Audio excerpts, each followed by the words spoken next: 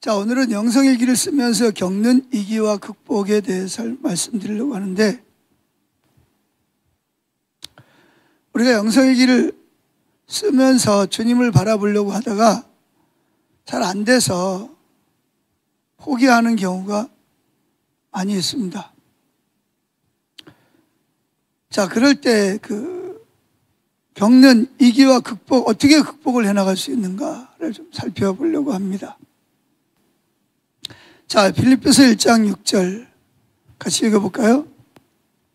시작. 너희 안에서 착한 일을 시작하신 이가 그리스도 예수의 날까지 이루실 줄을 우리는 확신하노라.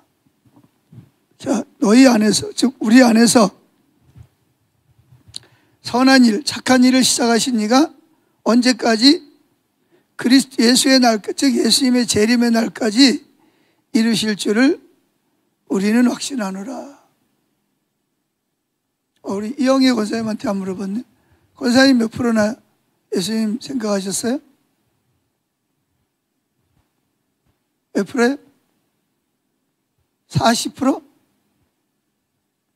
46%? 예? 40에서 50. 영예자면 50%. 감사하네요. 자, 첫째, 실패의 자리에서 더욱 예수님을 의지해야 합니다.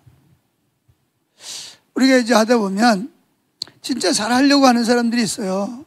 FM대로 예수님 바라보고 예수님께 묻고 음성을 듣고 또 영성일기를 쓰려고 하는데, 하다 보면 그냥 안 될 때가 있습니다. 그러면 목사님 안 돼요. 노력해도 안 돼요. 그 말을 들을 때 참 안타깝죠. 우리가 죄에서 온전히 승리하지 못하는 이유는 친밀한 가운데 있지 않기 때문에 그렇습니다. 친밀한 가운데 있지 않기 때문에 우리가 죄를 이기지 못하는 거고요. 그래서 예수님이 우리 안에 오신 것은, 또 우리가 예수님 안에 들어가는 것은 열매를 맺기 위한 것인데, 열매를 맺기 위한 것입니다. 그래서 우리가 예수님 안에 들어가면 예수님이 우리로 말미암아 열매를 맺도록 그분이 생명을 계속 불어넣어 주시는 거예요. 그래서 사실은 저와 여러분의 삶에서 포도나무 가지가 포도나무에 붙어 있을 때 절로 열매를 맺는다. 그러니까 우리는 열매에 초점을 맞추는 것이 아니라 포도나무 가지가 포도나무에 붙어 있는 친밀함에 초점을 맞춰야 됩니다. 그러면 열매는 저절로 맺히게 되는 거예요. 저절로 생명이 흘러가게 돼 있거든요.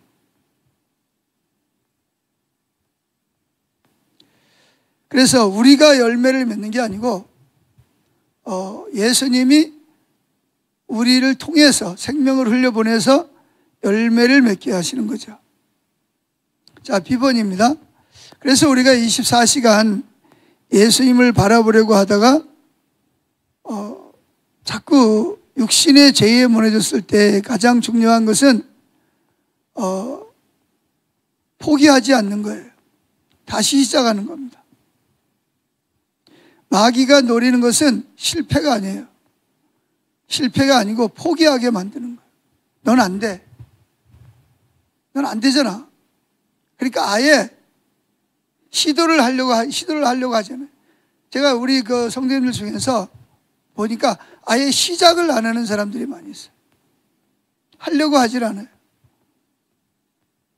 왜 그러냐? 아예 처음부터 포기하는 거죠. 나는 안 될 것 같아. 이게 사단에게 마음을 내어준 결과이기 때문에, 사단이 이미 내가 사단에게 내 마음을 내어준 거예요. 영성일기도 쓰려고 생각을 안 해요. 왜? 어차피 난 못 쓸 거니까. 이건 여러분들이 이미 사단에게 여러분들의 마음을 빼앗겼다는 얘기예요. 도둑놈에게 도둑 맞은 거예요. 그래서 여러분은 결국은 뭐냐? 결국은 죽습니다. 그리고 그대로 계속 가면 여러분은 멸망당합니다.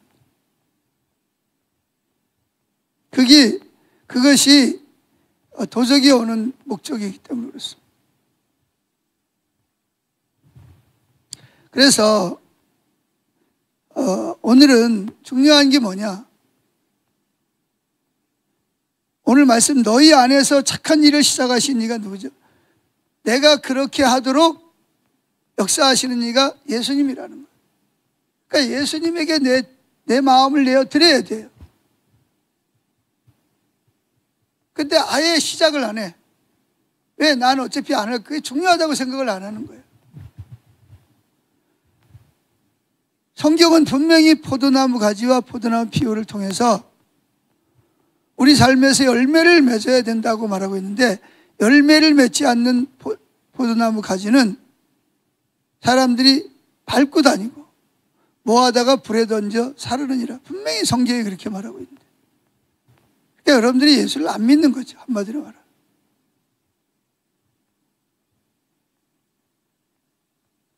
좀 안타까운 일이에요. 그 왜 그러냐면 이미 마음을 사단에게 빼앗겼기 때문인 거예요. 마음을 지켜야 되는데 마음을 사탄에게 빼앗겨 버린 거예요. 그리고 하다가 또 조금 하다가 또 안 돼. 그러니까 포기하게 만들어요.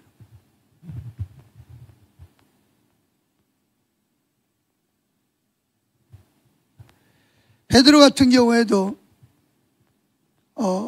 사단이 베드로에게 들어가서 예수님을 십자가를 지지 말라고 강요합니다. 그럴 때 예수님이 뭐라 그러죠? 사탄아, 내 뒤로 물러가라. 너는 나를 넘어지게 하는 자로다. 내가 하나님의 일을 생각하지 아니하고 사람의 일을 생각하게 하는도다.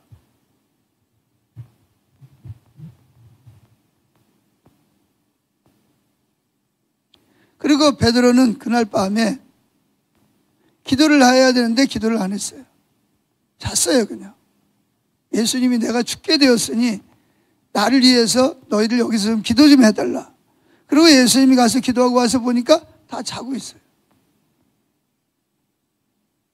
오늘 환경이 피곤하죠. 그래서 결국은 그날 밤에 베드로는 예수님을 모른다고 3번이나 부인했단 말이에요. 큰 소리 땅땅 쳤잖아요. 내가 주와 함께 죽을지언정 죽는 자리까지 갈지라도 내가 절대로 주를 부인하지 않겠습니다. 근데 여지없이 그게 무너졌다.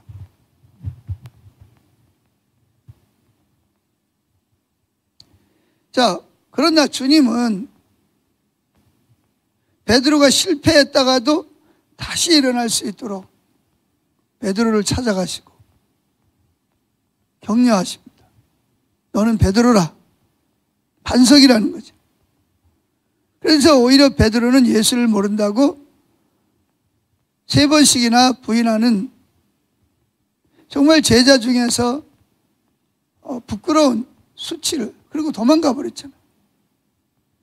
그럼에도 불구하고 예수님은 제자들과 베드로를 찾아오셔서 그들로 말미암아 위대한 사도로서의 사역을 감당하도록 도와주신 것을 볼 수가 있습니다. 그래서 예수님은 베드로가 사단이 베드로를 밀가루로 살려고 그랬어요. 그런데 예수님이 뭐 하셨다? 베드로를 위해서 기도하셨다. 이렇게 말하고 있습니다. 그래서 결국은 예수를 모른다고 3번 부인한 베드로도 그렇고, 예수님을 죽는 데까지 간다고 했던, 심지어 오른편 왼편에 앉게 하며 예수님과 함께 잔을 마시겠다고 했던 수혜들까지도 다 도망가 버렸어요. 끝난 거잖아, 그죠? 누가 봐도 끝난 거예요. 근데 부활하신 예수님은 그들을 찾아가셔서 그들을 다시 시작할 수 있도록 일으켜 주십니다. 그래서 결국은 그들은 사도행전에 보면 놀라운 사도로서 온 세계를 다니면서 그 사역을 감당할 수 있는 사도적 역할을 감당한 걸 볼 수가 있습니다. 이렇게 중요한 것은 주님의 말씀에 순종하려는 자세이고, 하다가 실패하더라도 우리 안에서 착한 일을 시작하신 이가 내가 아니라 성령님이시고 예수님이시란 말이에요. 그분이 재림할 때까지 계속할 수 있도록 그분이 역사하실 거라는 거죠. 10번입니다. 마태복음 13장 8절부터 보면, 3절부터 보면 그 씨 뿌리는 비유가 나옵니다. 4가지 밭이 나오잖아요. 길가와 같은 밭, 돌밭, 가시밭, 좋은 밭이 나온단 말이에요. 근데 이 좋은 밭은 그냥 가만히 있는데 좋은 밭이 된 게 아니에요. 어느 땅이나 다 뭐예요? 길가와 같은 밭이고, 거기에 뭐예요? 돌이 있어요. 그리고 가시나무가 있어요. 그런데 농부가 그 밭을, 길가와 같은 밭을 갈아엎고 돌을 추려내고 가시를 뽑아내서 계속 반복적으로 하다 보니까 옥토가 된 거예요.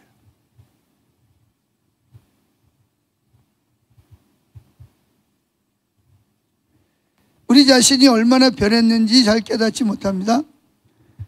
가만히 한번 물어볼게요. 우리 여기 남자분들, 여러분 전에는 예수님을 생각하려고 그런 적이 있었어요? 없었어요?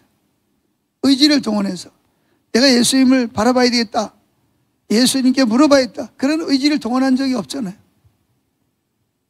근데 지금은 그래도 주님을 가끔씩 생각하려고 노력을 했다는 거, 이건 굉장한 성과예요. 굉장한 성과. 전에는 아예 그런 것도 없었으니까. 그렇지 않아요? 황유미 권사님, 황유미 권사님. 네? 그래요, 안 그래요? 그렇잖아, 그죠? 전에는 아예 그런 것도 없었잖아. 그냥 주일날 와서 예배드리고 가고, 뭐 성경 읽고 그거 하면 신앙인 줄 알았잖아, 그죠? 근데 이제는 뭐 30%, 40%, 또 가끔씩 주님을 생각하려고 의지를 동원하고, 이게 굉장히 성장한 거예요. 그런데 사단은 이것조차도 못하도록 주저앉히려고 그러는 거죠. 포기하게 만들어. 넌 안 되니까 아예 시작도 하지 마라. 우리 유아실에 사모님이 계시는데 물어봐야 되는데, 물어봐도 대답을 안 들릴 것 같아서 제가 물어보질 못하겠는데. 사모님 몇 프로예요? 손으로. 프로 이렇게? 사모님은 60%라고 하는 것 같아요. 목사님이 좀 분발하셔야 되겠는데.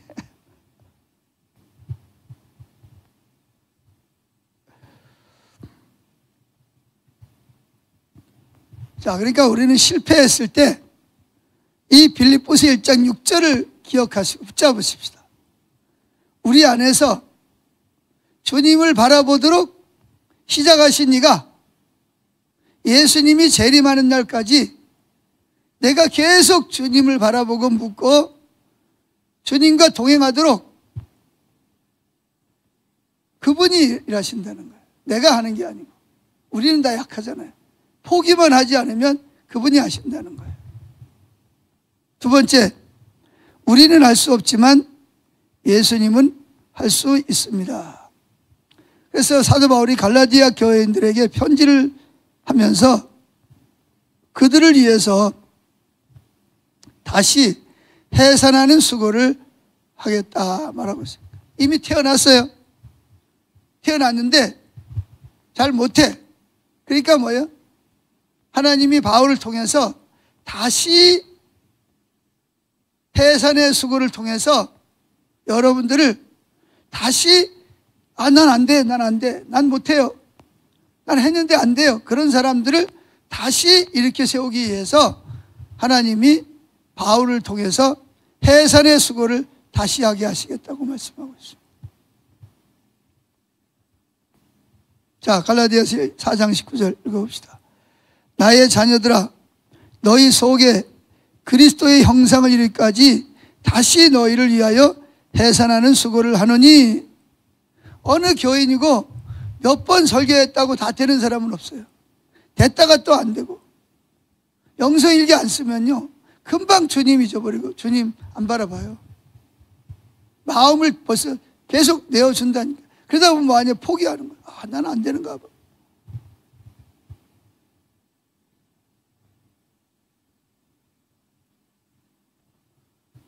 그래서 갈라디아 교인들 안에 예수님의 형상을 이루기까지, 곧 예수님처럼 살 수 있을 때까지 다시 뭐예요? 가르치고 다시 설교하고 다시 강의하고 기도하겠다는 거예요. 그런데 우리가 어떻게 그리스도처럼 살 수 있어요? 우리 예수님이 아니잖아요. 우리가 어떻게 예수님을 닮아갈 수 있겠어요? 그래서 우리는 알 수 없지만 예수님이 선한 일을 시작은 내가 하겠다는 거예요. 내가 내 종들을 통해서 너희들을 다시 일으켜 세우고 또다시 강조하고 또다시 이끌어서 내가 성령을 통해서 너희들 가운데 역사해서 결국은 너희들을 그 일을 하게 하겠다는 거예요. 빌립보 4장 13절 유명한 말이죠. 내게 능력 주시는 자 안에서 내가 모든 것을 할 수 있는, 이 말은 나는 할 수 없지만 예수님이 나에게 능력을 주시기 때문에 나는 능히 할 수 있다, 하게 될 것이다, 그런 고백인 거예요. 저는 이 말씀을 생각할 때마다 미국의 그 수영 선수가, 다이빙 선수가 다리를 다쳐가지고 자기는 도저히 대회에 나갈 수가 없어요. 그래서 재활훈련을 했는데도 불구하고 이 몸이 말을 잘 안 들어요. 그런데 그는 그 대회에 나가면서 계속 중얼중얼. 그게 뭐죠? 내게 능력 주시는 자 안에서 내가 모든 걸 할 수 있다. 내게 능력 주시는 자 안에서 내가 모든 걸 할 수 있다.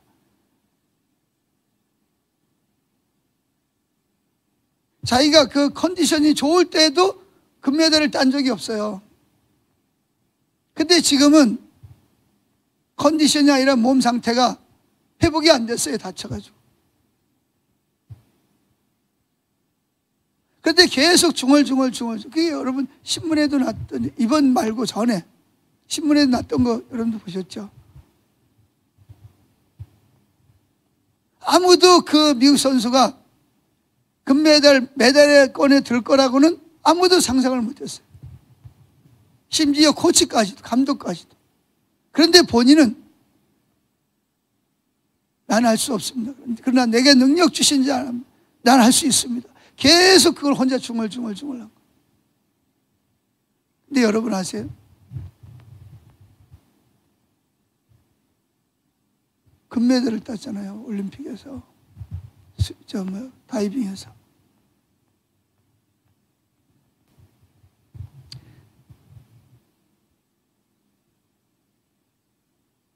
그래서 우리가 예수님으로 사는 것은 우리가 이루는 것이 아니라 예수님이 친히 내 속에서, 그래서 포기하면 안 되는 거예요. 그분을 일할 수 있도록 역사해야 됩니다. 그래서 우리는 나는 죽었습니다. 예수님의 생명, 예수님이 나의 생명, 나의 주님입니다 라고 믿고 고백하기만 하면, 그리고 예수를 바라보며 성령님을 따라 살기만 하면 그분이 하신다는 거죠. 자, 갈라디아서 5장 16절 읽어보십시다. 내가 이르노니 너희는 성령을 따라 행하라. 그리하면 육체의 욕심을 이루지 아니하리라. 너희는 성령을 따라 행하라. 계속 주님을 바라보고, 주님 내가 무슨 생각하기를 원하세요? 내가 무슨 말을 할까요? 오늘 내가 어떤 행동을 하기를 원하세요? 성령을 따라서 가려고 살려고 애를 써보세요. 그러면 육체의 욕심, 육체의 소욕을 이루지 아니하리라는 것이에요. 세 번째, 마음으로 짓는 죄를 조심하라 그랬습니다. 특별히 우리는 제일 많이 보는 게 요즘에 인터넷, 그 스마트폰을 가지고 인터넷 뉴스나 신문, 스포츠 게임, 뭐 이런 것들이 거기에 이렇게 뭐 보다 보면 거기에 빠져서 주님의 마음을 바라보거나 주님 성령을 따라 행하지 못하게 만드는 거예요.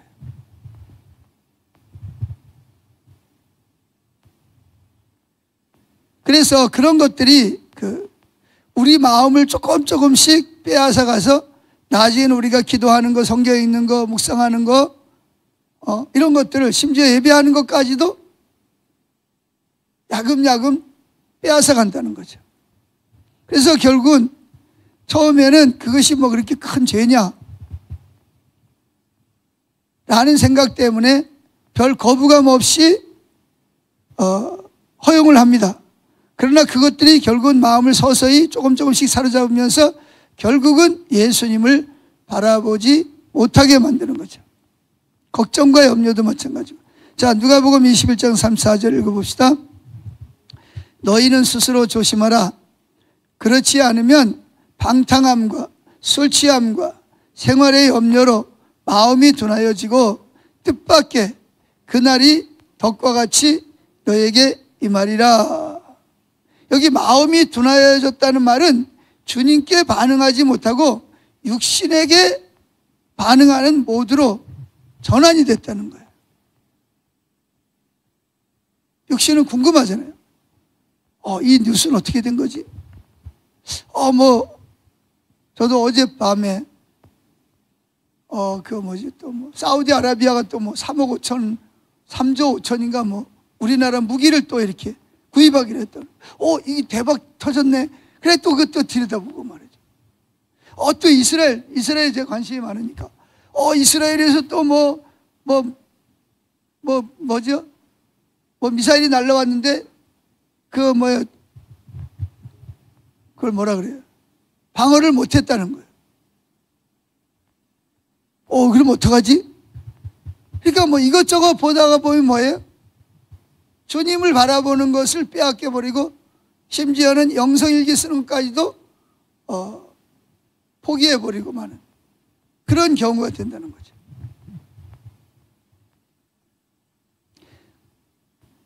그러면서 이제 그런 데는 그렇게 시간을 낭비하면서 영성일기는 안 써요. 시간이 없어서, 피곤해서. 그럼 여러분, 우리가 뉴스를 보거나 TV를 보거나 그런 것이 죄는 아니지만 영성일기를 쓰지 못하거나 기도를 하지 못하거나 그거의 시간을 빼앗겨서 그랬다면 그것 자체가 죄가 되는 거예요.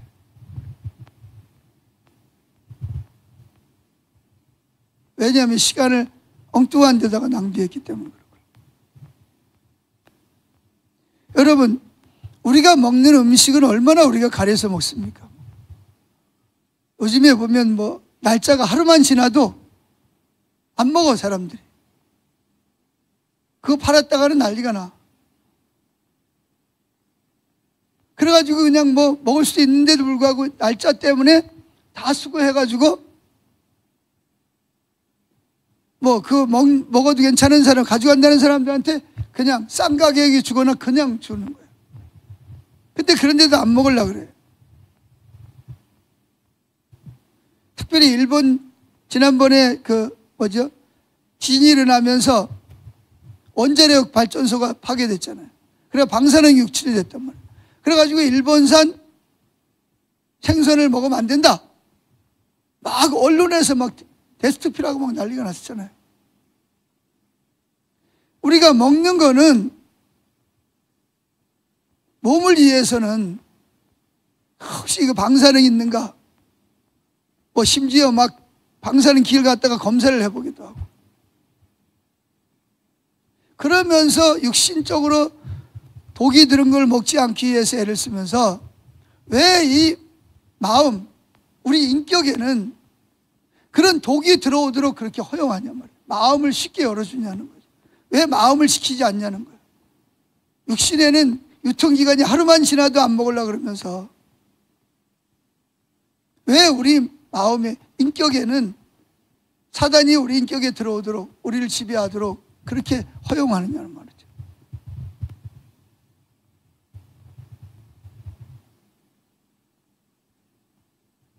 아직까지 우리는 예수님을 위해서 포기하지 못하는 뭐가 있다는 거죠. 그래서 우리는 정말 예수님을 24시간 바라보려고 노력을 하고 정말 주님 앞에서 주님의 얼굴을 구해야 됩니다. 그래야만 마귀의 손에서 보호를 받고 저와 여러분의 삶에서 정말 생명이 흘러서 열매 맺는 삶, 절로 열매가 맺어요. 정말 자녀들에게서, 사업장에서, 내 삶, 내 마음에서부터 하나님만 할 수 있는 생명이 흘러가고 열매가 맺힌다는 거죠. 자, 고린도후서 10장 4절을 봅시다. 하나님 아는 것을 대적하여 높아진 것을 다 무너뜨리고 모든 생각을 사로잡아 그리스도에게 복종하게 하니, 모든 생각을 사로잡아서 그리스도에게 복종하게 해야 된다는 거예요. 여러분 보세요. 요한계시록 3장 20절, 우리가 예수님을 문을 열고 영접했는데도 불구하고 왜 예수님이 우리 안에 못 들어오시는 거죠? 이유가 뭘까요? 예수님을 내 안에 모셔드리려면 내 안을 비워야 됩니다. 내 안에 있는 쓰레기들을 치워야 됩니다. 여러분, 여기 컵이 있는데 여기다가 모래를 잔뜩 집어넣고 위에다가 다른 걸 집어넣으면 안 들어갑니다. 왜 안 들어가죠? 들어가게 하려면 안에 있는 거를 비워야 돼요. 내 안에 있는 거는 그냥 가지고 예수님 들어오세요 그러는 거예요. 예수님 어떻게 들어와요? 내 안에 있는 것들이 예수님을 거부하고 들어오지 못하게 하는데 어떻게 예수님이 내 안에 들어오냐고. 내 안에 있는 것을 쏟아야 됩니다. 여러분, 이번 추석을 맞이해서 맛있는 거 많이 드셨죠?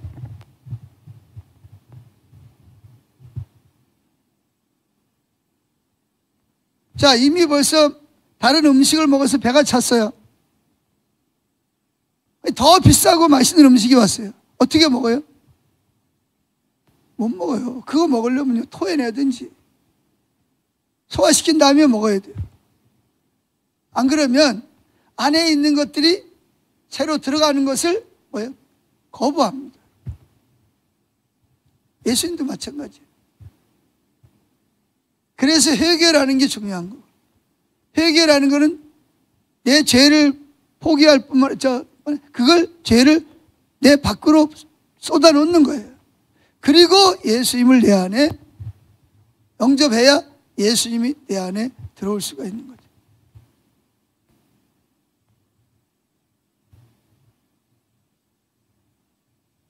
정말 조심해야 될 게 뭐냐? 마음으로 짓는 죄입니다. 마음으로 짓는 죄. 사람들은 실제로 도둑질을 하는 것은 죄라고 생각을 하는데 마음으로 남의 거를 도둑질하는 것은 별로 죄가 안 된다고 생각을 해요. 근데 어떤 면에서는요, 오히려 마음으로 도둑질하는, 마음으로 음란한 마음을 품는 것이 실제로 행동으로 음란한 행동을 하는 것보다 더 큰 죄가 될 수가 있어요.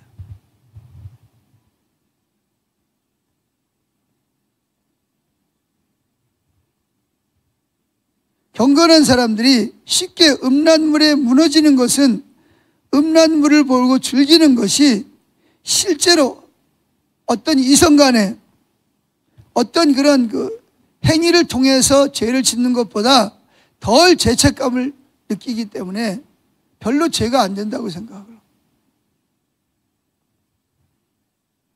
실제로 간음만 하지 않았다면 음란한 마음을 품어도 큰 죄를 짓지 않는 것으로 생각하는 이들이 많이 있어요. 근데 여러분 아세요? 마음으로 품는 죄나 실제로 행하는 죄나 같은 죄입니다. 그리고 오히려 더 큰 죄가 될 수 있어요. 예수님도 그러잖아요. 다른 죄는 다 몸 밖에 있는데 음란한 죄는 몸 안에 있다. 이렇게 말하고 있어요. 왜냐하면 마음에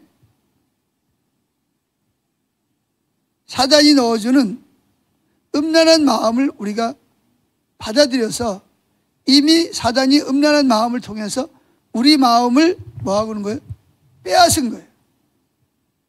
마음에 계시는, 인격에 계시는 예수님을 뭐예요? 몰아내고 사단이 음란한 마음을 가지고 우리 마음을 지배하고 있는 거예요. 그래서 무릇 지킬 만한 것보다 내 마음을 지키라 그랬잖아요. 마음이라는 것은 지정의 인격을 말하는 거고요. 근데 사람들은 마음으로 짓는 음란한 죄는 큰 죄가 아니라고 생각해요. 그런데 여러분, 실제로 오히려 더 큰 죄가, 왜? 우리 마음을 내어주었기 때문에 그런 거예요. 요한복음 13장 2절을 보세요. 자, 읽어봅시다.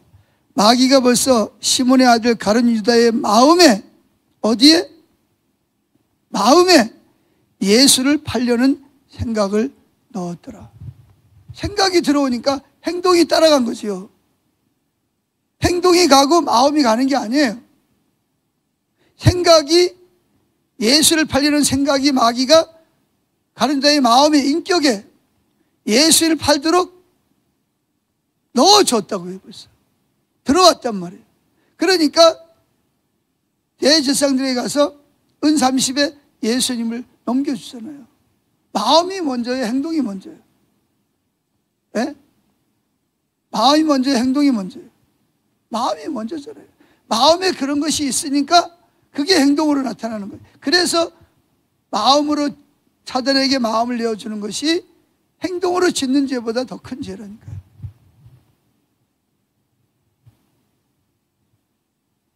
고린도후서 4장 4절도 보세요.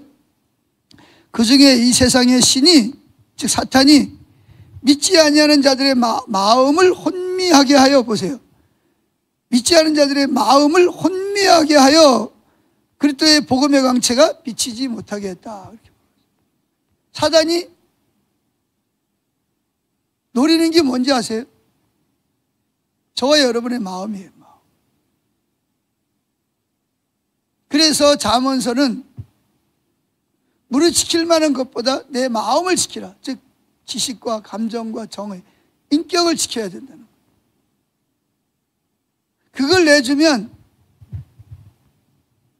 사단이 여러분의 마음에 예수님이 주인이 아니라, 입으로는 주여 주여 할지 모르지만 실제로 저와 여러분의 마음에는 귀신과 사탄이 주인입니다. 입으로만 주여 주여 할 뿐이지. 보세요. 마태복음 12장 44절을 읽어보세요. 시작. 이에 이르되 내가 사탄이 말하는 거예요. 사탄이 자기가 자기에게 말하는 거예요. 이에 이르되 내가 사탄이 나온 내 집으로, 즉 사람의 몸으로 돌아가리라 하고 와보니 그 집이, 사람의 마음이 집이 비고 청소되고 수리되었거늘 이에 가서 저보다 더 악한 귀신 7을 데리고 들어가서 거하니 그 사람의 나중 형편이 전보다 더욱 심하게 되느니라. 이 악한 세대가 또한 이렇게 되리라. 이게 마지막 때에 일어날 일입니다.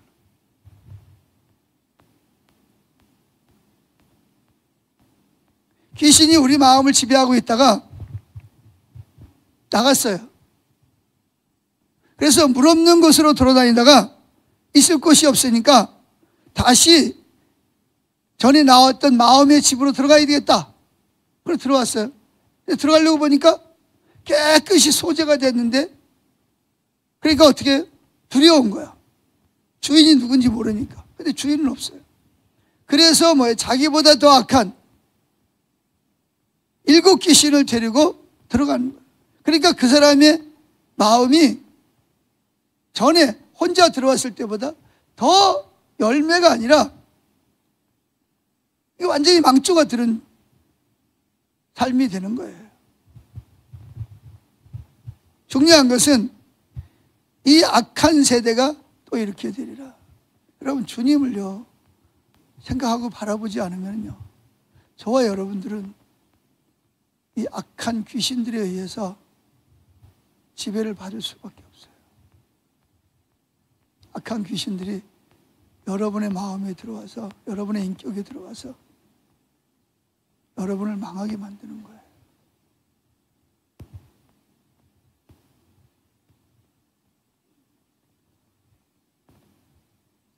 그래서 음란한 상상은 사탄에게 마음을 빼앗겨 버리는 거예요. 마음 속에서 일어나는 죄인이 더 큰 일이라고 생각해야 됩니다.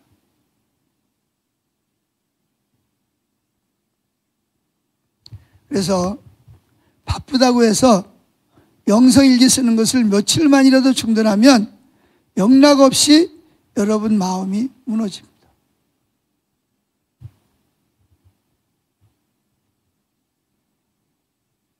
말과 행동에 벌써 사단이 시험으로 찾아오고, 그래서 아무리 바빠도 영성일기를 꼭 쓰세요. 영성일기를 쓰는 것이 여러분 마음을, 인격을 사단으로부터 지키는 거예요. 안 그러면 귀신이 나가서 자기보다 더 악한 귀신 7을 데리고 들어온다니까요. 그러면 그 사람이 삶이 전보다 더 어떻게 돼요? 더욱 심하게 돼요. 더 형편없어져요. 문제가 뻥뻥뻥 터지고요. 불면증에다가 여기저기서 뭐 온갖 것들이 다 터지기 시작합니다.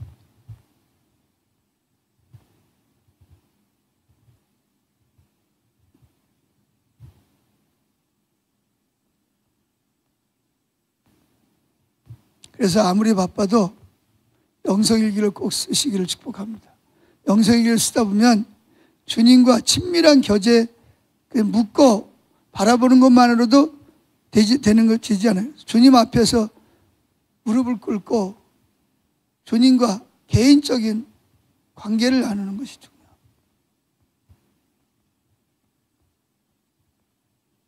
그게 안 되면 주님과 깊은 교제는 나눌 수가 없어요. 그러면요, 이게 포도나무 가지가 포도나무에 딱 붙어 있어야 되는데 어중간하게 붙어 있는 거예요.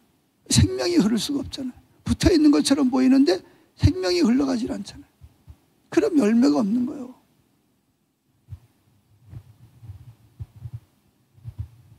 자, 네 번째, 프랭크 루박의 일기를 봅시다. 1930년 5월 14일. 제목은 하나님을 향한 죽은 영혼들의 눈빛입니다.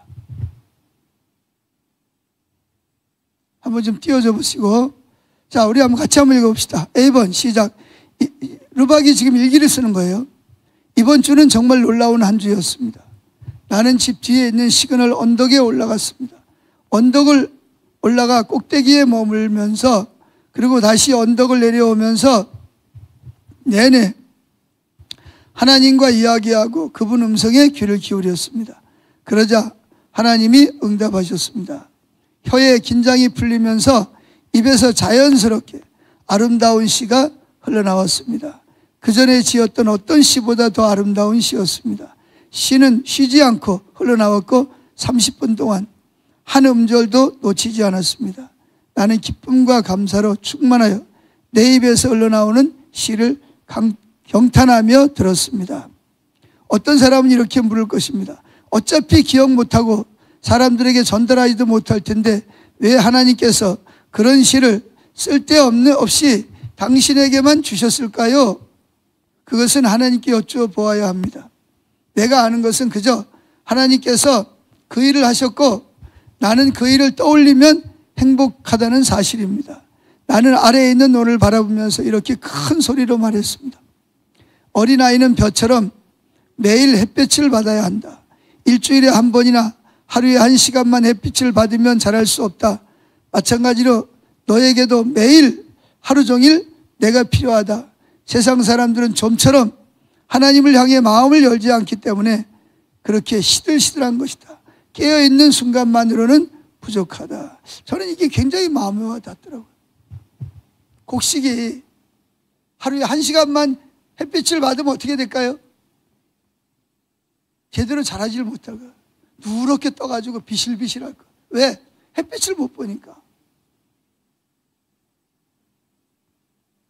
1시간이 아니라 몇 시간이 아니라 하루 종일 햇빛을 받아야 정상으로 자라서 열매가 알이 맺히고 알이 정상적으로 배나 사과가 정상적으로 익을 수 있잖아요. 그래서 여러분, 제가 과수원을 했다 그랬죠. 아주 젊었을 때 원주에서. 그런데 이게 보면 햇빛을 잘 받는 사과는요, 이게 동남쪽으로 돼가지고 빛을 잘 받는, 그러니까 태양이 떠오를 때부터 질 때까지 이 햇빛을 잘 받는 사과는요, 그 부분이 빨갛게 익어요. 배도 쌀았는데도 불구하고 아주 달게 당분이 많거든요. 그런데 이 뒤쪽에 이파리에 가려가지고 큰 사과가 맺혔는데 익질 않는 거예요. 다른 사과를 다 따도 이놈은 푸르둥둥하고요, 당분도 별로 없어요. 왜 그러죠? 다른 이파리들이 다 가로먹어가지고 햇빛을 못 받는 거예요. 겨우 넘어갈 때나 조금 받아. 그러니까 안 되는 거죠. 하루 종일 받은 사과와 해가 넘어갈 때나 조금 받는 사과는요, 이게 모양도 다르고요, 맛은 말할 것도 없어요. 마찬가지죠. 우리가 벼도 마찬가지. 지금 이 프랭크가 높은 언덕에서 햇볕을 찬란하게 받고 누렇게 익어가는 벼들을 바라보면서 하나님께서 이 프랭크를 통해서 하시는 말씀이에요. 어린아이는 벼처럼 매일 햇빛을 받아야 한다. 일주일에 한 번이나 하루에 1시간만 햇빛을 받으면 자랄 수 없다. 마찬가지로 너에게도 매일 하루 종일 내가 필요하다. 세상 사람들은 좀처럼 하나님을 향해 마음을 열지 않기 때문에 그렇게 시들시들, 문제가 많고 늘 불면증에 걸리고 우울증에 걸리고 시들시들하고 기분이 나쁘고 평안이 없고 염려 근심 걱정하고 일이 뻥뻥 터지고.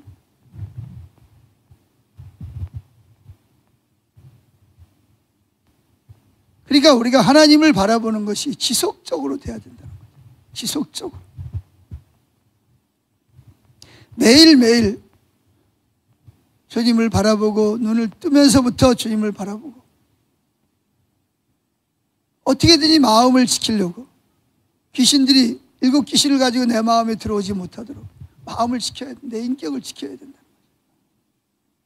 포도나무 가지가 포도나무에 붙어있듯이 어떻게든지 주님과 친밀한 교제를 나눠요. 그러면 절로 열매를 맺는 거예요. 생명이 흘러가게 됩니다.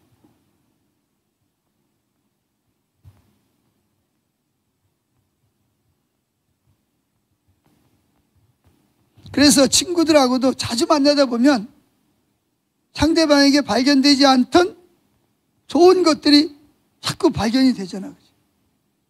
그렇듯이 주님하고 옛날에 많은 사람이, 오늘도 어떤 청년이 결혼한다고 청첩장 가지고 왔어요. 그래서 제가 물어봤어요.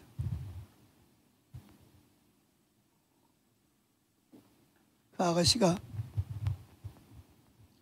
인격적으로 예수를 만났냐? 그랬더니 만났대.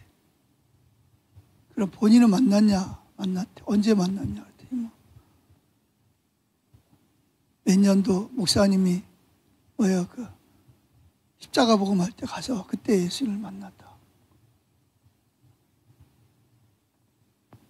그래서 내가 뭐라 그랬겠어요? 한 번만 만나면 되냐? 계속 만나야지.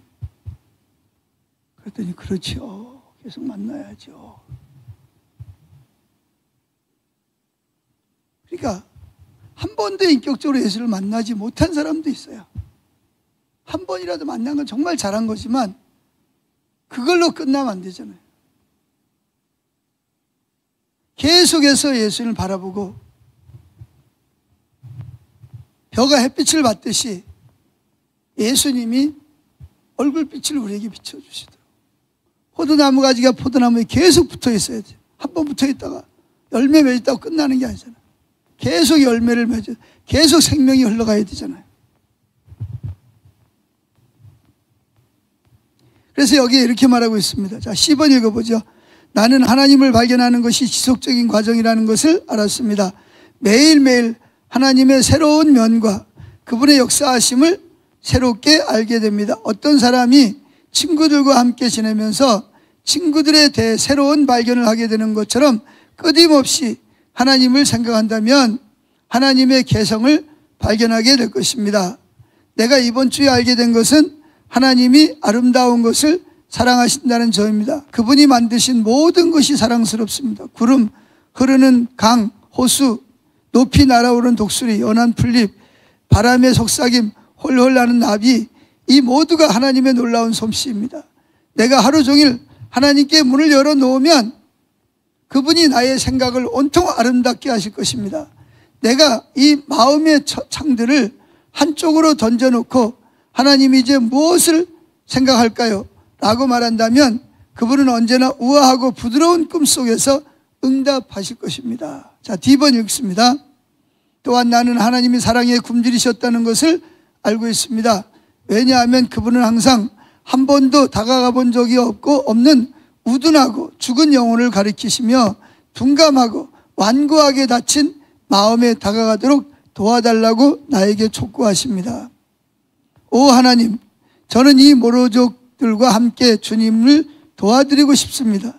또한 이 미국인들과 함께 이 필리핀인들과 함께 온종일 나는 하나님을 향해 죽은 영혼들이 굶주린 눈으로 슬프게 바라보는 것을 봅니다.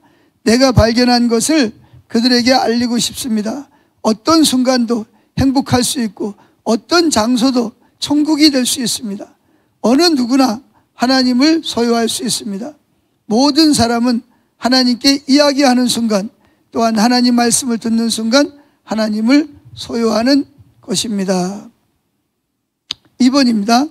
주님을 매 순간 내 마음의 속에 모시기 위해 지난 2달 동안 애써서 노력한 결과 몇 가지 일어났음을 발견하게 됩니다. 이제 열매가 실제로 어떤 열매가 맺혔는지를 보세요. 하나님께만 생각을 집중하는 이 일은 매우 힘이 듭니다. 그러나 그로 인해 다른 모든 일은 힘이 들지 않게 되었습니다. 나의 생각은 더 명확하게 되었고 하나님을 잊는 일도 덜해졌습니다. 전에는 힘을 들여야 할 수 있던 일이 이제는 별다른 노력하지 않고도 쉽게 보세요. 이게 열매예요. 생명이 흘러가는 거예요. 내가 전에는 노력을 해도 안 됐는데 이제는 주님을 바로 노력을 안 해도 설설설설하고 이게 되는 거예요.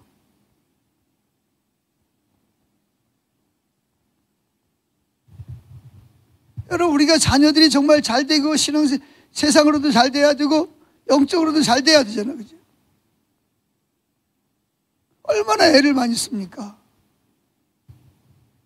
그래서 그것 때문에 잠을 못 자고 고민하고 기도합니다. 근데 주님이 우리에게 가르치는 방법이 뭐예요? 나를 바라봐라. 나를 생각하라. 나와 교제하자. 그러면 내가 해줄게. 슬슬슬슬슬하고 풀리는 거예요. 근데 이거는 내가 그냥 하려고 말이죠. 그냥 애쓰고 노력하는데 이게 너무 힘든 거예요.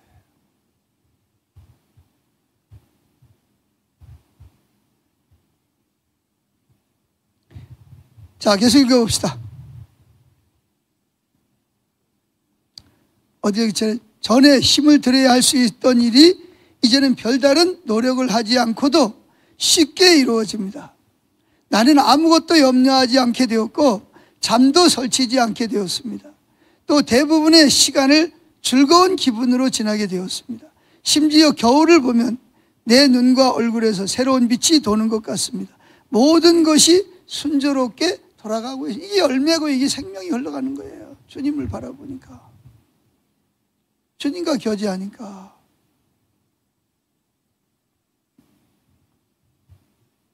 F번, 단 한 가지를 제외하고 모든 것이 순조롭습니다. 그 단 한 가지란 내가 주의를 게을리하면 하나님께서 내 생각 속에서 빠져나가신다는 것입니다. 내게 하나님이 계시면 우주가 있는 것입니다. 그러므로 내가 해야 할 일은 단순하고 분명합니다. 그리고 나는 세상이 반응하는 방식을 봅니다. 필리핀 남부의 해결을 믿고 따르는 라나오와 모르족을 예로 들면 그들의 반응은 나를 끊임없이 놀라게 합니다. 나는 그들을 위해 기도하고 그들 사이에서 하나님을 생각하며 걷는 것밖에는 하는 일이 없습니다. 그들은 내가 개신교도라는 것을 압니다. 그러나 지도자격인 이슬람 제사장 2명이 지역을 돌면서 모든 사람들에게 크랭크 르박이 하나님을 알도록 도와줄 것이라고 말하고 다닌다는 거예요. 이걸 프랭크 르박이 하려고 그러다면 돌에 맞아 죽습니다. 테러를 당합니다. 그런데 주님을 바라보고 주님께 붙어 있으니까 이맘, 제사장들을 이맘이라고 그러죠. 목사를 거기서는 이맘이라고 합니다. 이맘. 그 이맘이 이슬람 교도들에게 저 프랭크 개신교, 예수를 믿는 프랭크 르박이 하나님이 누군지를 여러분에게 알려주고 자기네가 다니면서 예수님을 전해주는 거예요. 프랭크 르박에게 가도록 도와주는 거예요. 이게 어떻게 일어날 수 있습니까? 이게.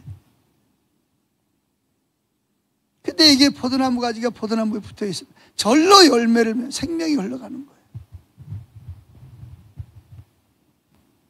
여러분 상상만 해도 막 신나지 않으세요?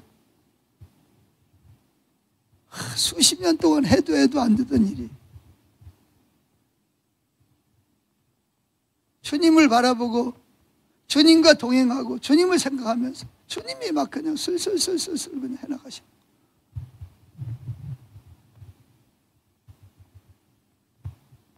기도하겠습니다.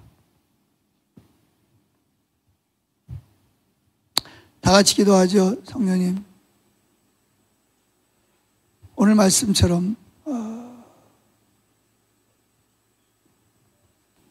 내 안에서 착한 일을 시작하신 예수님이 재림하시는 날까지 나를 주님을 생각하고 바라보고 묻고 예수님을 찾게 하시고 순종하게 하시고 동행하게 하셔서 온 우주를 품은 것처럼 생명이 흘러가고 열매가 맺히는, 내가 수십 년 동안 애쓰고 수고해도 안 되던 일들이 내 안에 계신 예수님을 통해서 성취되는 것을 경험으로 주님의 사랑을 알게 하옵소서. 기도합니다. 자비로우신 아버지, 주여, 주님은 얼마나 아름다우신 분이십니까? 얼마나 좋으신 분이십니까? 얼마나 우리에게 복을 주기를 원하시는 분이십니까? 주님, 우리로 이 놀라운 이 진리를 받아들이게 하시고 마음을 열게 하시고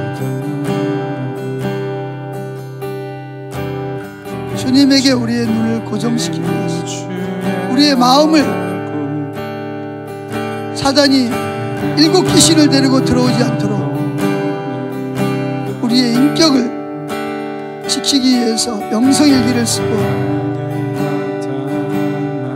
또 실패할지라도 좌절하거나 포기하지 말고 주님이 다시 능력으로 일으켜 주실 것을 믿습니다. 사랑합니다. 주님, 감사합니다. 주님, 더 역사해 주시옵소서. 우리가 그렇게 애를 쓰고 수고해도 안 되던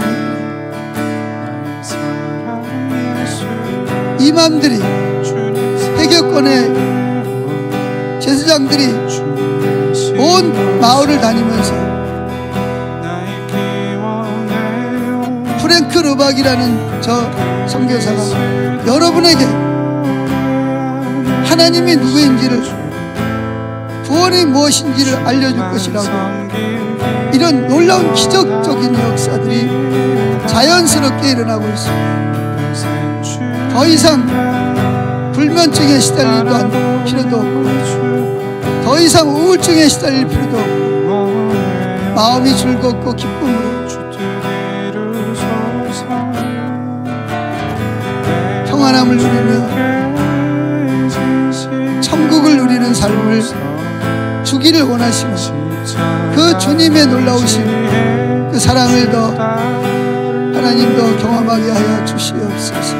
사랑합니다. 아멘.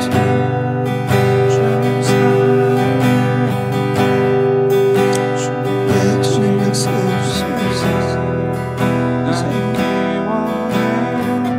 네, 주님 도와주시옵소서.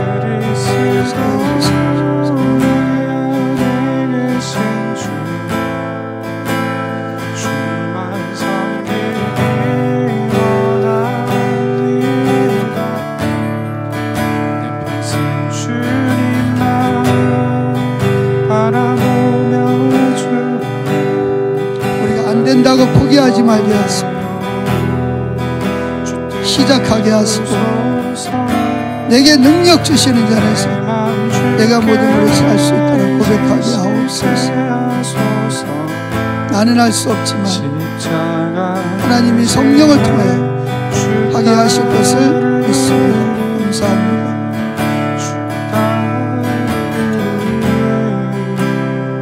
우리 예수님이 가르친 기도하시고 마칩니다. 하늘에 계신 우리 아버지여, 이름이 거룩히 여김을 받으시오며 나라의 임하옵시며 뜻이 하늘에서 이룬 것 같이 땅에서도 이루어지리이다. 오늘날 우리에게 일용할 양식을 주옵시고 우리가 우리에게 죄지은 자를 사하여 준 것 같이 우리의 죄를 사하여 주옵시고 우리를 시험에 들게 하지 마옵시고 다만 악에서 구하옵소서. 내게 나라와 권세와 영광이 아버지께 영원히 있사옵나이다. 아멘.